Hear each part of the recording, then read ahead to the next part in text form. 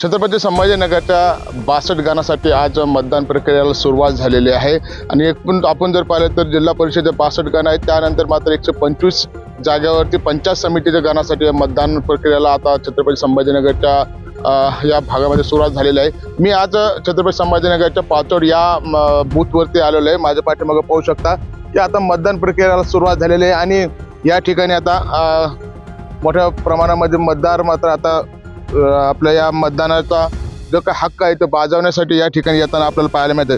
सकाळी 7:30 पासूनच आता या मतदान प्रक्रियेला सुरुवात झालेली आहे।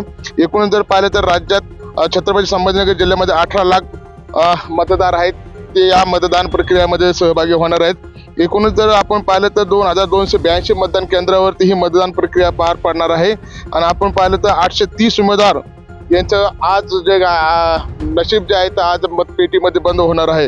त्यामुळे सगळीकडे जर पाहिलं आपण आता लगबग सुरू झालेली आहे आणि मतदान प्रक्रियेचा भाग म्हणून या ठिकाणी मात्र पाचोडच्या या मतदान केंद्रामध्ये जिल्हा परिषदमध्ये या ठिकाणी ही मतदान प्रक्रिया सुरुवात झाल्याचं आपल्याला पाहायला मिळत आहे। मुख्यतः जर पाहिलं तर छत्रपती संभाजीनगरमध्ये मात्र शिंदेसेना असेल, त्याबरोबर भाजप असेल, यांची महायुती मात्र तुटलेली आहे। त्यामुळं मैत्रीपूर्ण लढत या ठिकाणी आपल्याला पाहायला मिळत आहे। तर दुसरीकडे जर आपण पाहिलं तर काँग्रेस असेल, उद्धव ठाकरे गट, शिवसेना असेल, महाविकास आघाडीची मात्र युती झालेली आहे।